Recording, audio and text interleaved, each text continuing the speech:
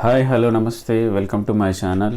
ఈరోజు టాపిక్ వచ్చేసి క్రిప్టో కరెన్సీకి సంబంధించినటువంటి అసలు క్రిప్టో అంటే ఏంది, క్రిప్టోకి సంబంధించినటువంటి కరెన్సీ అనేది ఎప్పుడు స్టార్ట్ అయింది, ఫస్ట్ ఏ కాయిన్ అనేది వచ్చింది, దానికి సంబంధించినటువంటి కొంత ఇన్ఫర్మేషన్ మీకు షేర్ చేయడానికి ఈ వీడియో అనేది తీసుకురావడం జరిగింది. ఈ వీడియోను ఎండ్ వరకు చూసినట్లయితే మీకు ఇన్ఫర్మేషన్ అనేది రీచ్ కావడం జరుగుతుంది. నా వీడియో మీకు రెగ్యులర్గా నోటిఫికేషన్స్ రావాలంటే నా ఛానల్ని సబ్స్క్రైబ్ చేసుకొని బెల్ ఐకాన్ని ప్రెస్ చేసినట్లయితే నేను చేసేటటువంటి ప్రతి ఒక్క వీడియో యొక్క నోటిఫికేషన్లు మీకు రావడం జరుగుతుంది. ఈరోజు క్రిప్టో కరెన్సీకి సంబంధించిన హిస్టరీ ఏందనేది మనం ఒకసారి చూద్దాం. క్రిప్టో కరెన్సీకి సంబంధించి క్రిప్టో కరెన్సీ అనేది ఏదో ఒక సంవత్సరంలో వచ్చినటువంటిది కాదండి. ఇది కొన్ని దశాబ్దాలుగా డిజిటల్ కరెన్సీ ఆలోచనలు అనేవి డీసెంట్రలైజ్డ్, అంటే ఇది ఏదో ఒక కంట్రీ చేతిలో కంట్రోల్ అయ్యేటటువంటి ఒక అసెట్ అనేది కాదన్నమాట. ఇది వర్చువల్ కరెన్సీ. అయితే దీన్ని మనం బిట్కాయిన్కి సంబంధించి pre bitcoin years, after bitcoin ఇయర్స్గా దీన్ని క్రిప్టో హిస్టరీని మనం చెప్పుకోవడం జరుగుతుంది అన్నమాట. ప్రీ బిట్కాయిన్ ఇయర్స్ అంటే 1980 నుంచి 2008 వరకు క్రిప్టో కరెన్సీ అనేది ఫస్ట్ డిజిటల్ క్యాష్ ఆలోచనలు అనేవి రావడం జరిగింది. అమెరికన్ క్రిప్టోగ్రాఫర్ అయినటువంటి డేవిడ్ చౌమ్ ఈ క్యాష్ అనే క్రిప్టోగ్రాఫిక్ ఎలక్ట్రానిక్ డబ్బును రూపొందించడం జరిగింది అన్నమాట.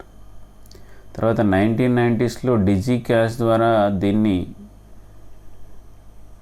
అమలు చేయడానికి ప్రయత్నం చేయడం జరిగింది అన్నమాట. ఇది ఒక సెంట్రలైజ్డ్ సిస్టమ్ అన్నమాట. 1998 బీ మనీ బిట్ గోల్డ్ అనేది ఒకటి రావడం జరిగింది. వీడై అనే వ్యక్తి బీ మనీ సిస్టమ్ని తీసుకురావడం జరిగింది. ఇది డీసెంట్రలైజ్ చేయబడినటువంటి ఎలక్ట్రానిక్ క్యాష్ సిస్టమ్ని నెక్స్టాబో బిట్ గోల్డ్ అనే వ్యవస్థను ప్రతిపాదించడం జరిగింది అని. ఇది బిట్కాయిన్ లాగానే వినియోగదారులు ఫ్యూచర్ ఆఫ్ వర్క్ ఫంక్షన్ని కంప్లీట్ చేయాల్సి ఉంటుంది అన్నమాట. ఈ రకరకాల ప్రయత్నాలన్నీ కూడా సక్సెస్ఫుల్ కాకపోవడం వల్ల బిట్కాయిన్ అనేది స్టార్ట్ కావడం జరిగింది. The birth of bitcoin 2008 and 9 2008-9లో ఫస్ట్ క్రిప్టోకి సంబంధించినటువంటి కాయిన్ అనేది రావడం జరిగింది, అదే బిట్కాయిన్.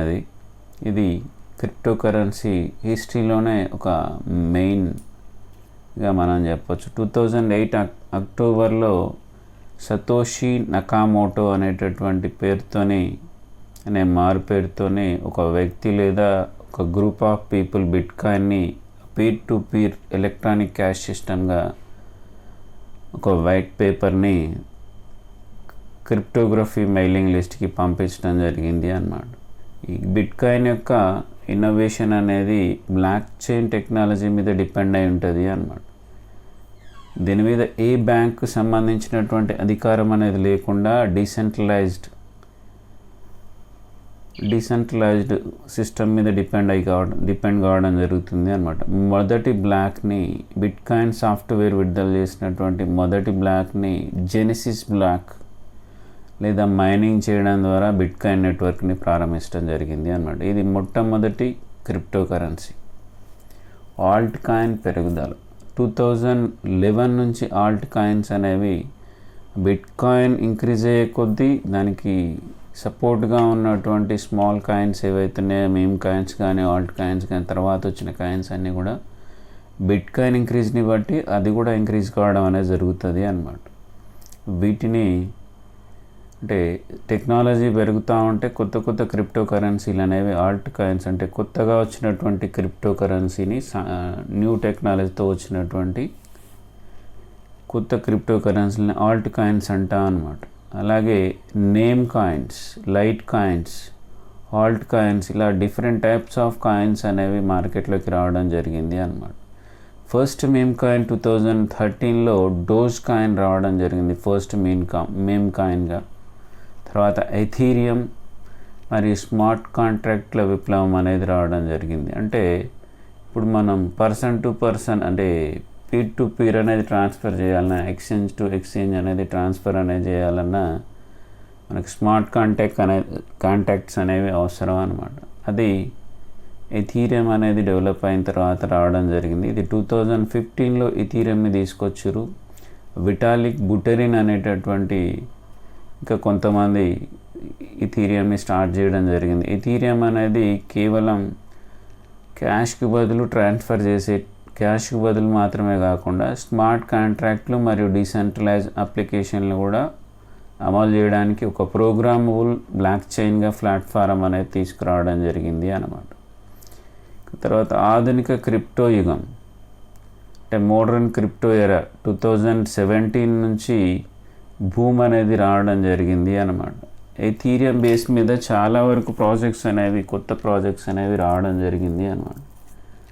అంటే మనం ఏ కాయిన్లైనా బ్లాక్ చైన్ డెవలప్ చేయాలంటే చాలా ఖర్చు అనేది అవుతుంది. కాబట్టి ఎథీరియం లాంటివి మాత్రమే ఇప్పుడు మనం కొన్ని వేల క్రిప్టో కరెన్సీలు అనేవి మార్కెట్లోనే main coins, Alt coins, main coins, కానీ వాటిలో మాత్రం బ్లాక్ చైన్ టెక్నాలజీ అనేది కొన్ని కాయిన్స్ మాత్రమే కొంత డెవలప్ అనేది ఉంది. వాటి మీద డిపెండ్ అయ్యి మిగతా ఆల్ట్ కాయిన్లన్నీ కూడా వర్క్ చేయడం అనేది జరుగుతుంది అన్నమాట.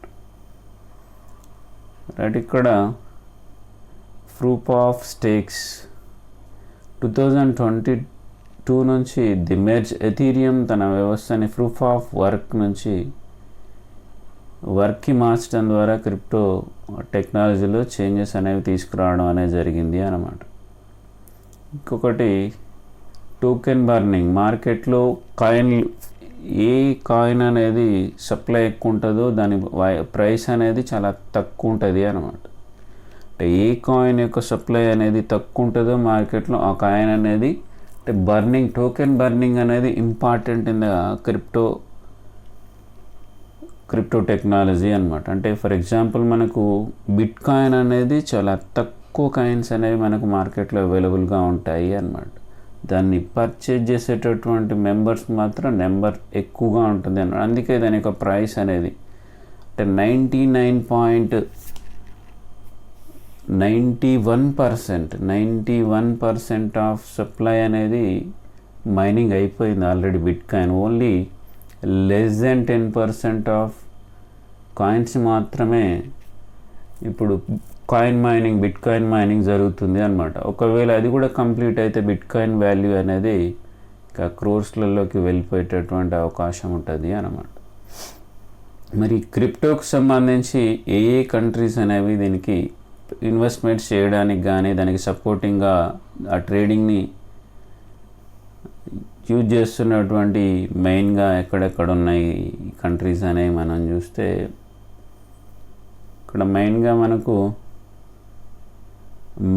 టాప్ 10 మార్కెట్లో ఉన్నటువంటి టాప్ 10 క్రిప్టో కరెన్సీలు అనేవి మనం ఒకసారి అబ్జర్వ్ చేస్తే bitcoin, Ethereum, Tether, USDT, BNB, Binance coin, XRP or Ripple, Solana, USD coin, dogecoin, Cardano, ఇవన్నీ కూడా ఇంపార్టెంట్ అంటే ట్రెండింగ్లో ఉన్నటువంటి ఇంపార్టెంట్ కాయిన్స్గా మనం చెప్పొచ్చు అన్నమాట. దీంట్లో మరి ఏ కంట్రీస్ అనేవి దీన్ని రికగ్నైజ్ చేసినాయి క్రిప్టో ట్రేడింగ్ని అనేవి మనం ఒకసారి అబ్జర్వ్ చేస్తే మెయిన్గా ఈ క్రిప్టో ట్రేడింగ్కి సంబంధించిన వ్యాపారానికి అనుకూలమైనటువంటి ప్లేసెస్ అనేవి Singapore, UAE, crypto blockchain సంస్థల్ని ఇన్వైట్ చేయడానికి స్విట్జర్లాండ్లో ఉన్నటువంటి క్రిప్టో వ్యాలీ, జుగ్ అనేటటువంటి ప్రాంతం బ్లాక్ చైన్ ఆవిష్కరణలకి కేంద్రంగా ఉంది అన్నమాట. అలాగే క్రిప్టో వ్యవస్థ జర్మనీ క్రిప్టో కరెన్సీకి సంబంధించిన ఆస్తిగా ఉంది. అలాగే జపాన్లో క్రిప్టో ఎక్స్చేంజ్లకు కఠినమైనటువంటి లైసెన్సింగ్ నియంత్రణ విధానాలు కూడా ఉన్నాయి అన్నమాట. ఈ క్రిప్టో లాభాలపైన కూడా కొన్ని కంట్రీస్ అనేవి 30% ట్యాక్స్ లేదా ట్రాన్సాక్షన్స్ పైన 1% TDS అనేది ఇండియా లాంటి కంట్రీస్లలో తీసుకురావడం జరుగుతుంది. ఇది కేవలం ఇప్పుడు మీరు ఒక ఎక్స్చేంజ్కి సంబంధించినటువంటి కాయిన్స్ని కనుక మీరు అబ్జర్వ్ చేస్తే మీకు దాని మీద ఒక ఐడియా అనేది వచ్చేటటువంటి అవకాశం ఉంటుంది అన్నమాట. క్రిప్టో కరెన్సీ ఎక్స్చేంజ్లలో మనం ఏదైనా క్రిప్టో కాయిన్స్ని పర్చేజ్ చేయాలన్నా, బై చేయాలన్నా, సెల్ చేయాలన్నా కానీ ఎక్స్చేంజ్లనే ఉంటాయి. మన దగ్గర బ్యాంకులు ఎట్లా అయితే ఉంటాయో, బ్యాంకులలో ట్రాన్సాక్షన్స్ అనేవి ఎట్లా జరుగుతాయో, మార్కెట్లో మనం షేర్ మార్కెట్లో షేర్లను ఎట్లా అయితే బై చేస్తాం, పర్చేజ్ చేసి సెల్ చేస్తామో, క్రిప్టో ఎక్స్చేంజ్లో కూడా క్రిప్టో కాయిన్స్ని బై చేయడం, సెల్ చేయడం అనేది జరుగుతూ ఉంది అన్నమాట. ఇక్కడ ఈ బీటీసీ కానీ, ఇథీరియం, సొలోనా, ఏప్, dose, BNB, TRX, XRP, Toshi, సుయి, ఇట్లా డిఫరెంట్ ఇవన్నీ కూడా మనం క్రిప్టో ఎక్స్చేంజ్లలో పర్చేజ్ చేసుకొని స్టోర్ చేసుకోవడం ద్వారా, అంటే ఎప్పుడైతే దాని ప్రైస్ అనేది పడిపోతుందో అప్పుడు ఎక్కువగా పర్చేజ్ చేస్తుంటారు. ఎప్పుడైతే ప్రైస్ పెరుగుతుందో సెల్ చేసుకోవడం ద్వారా క్రిప్టో మార్కెట్లో లాభాలు అనేవి ఎర్నింగ్ చేస్తూ ఉంటారు. ఈ వీడియో అనేది మీకు ఇన్ఫర్మేటివ్ అనిపించినట్లయితే లైక్ చేయండి, సబ్స్క్రైబ్ చేయండి, షేర్ చేయండి. Thank you very much.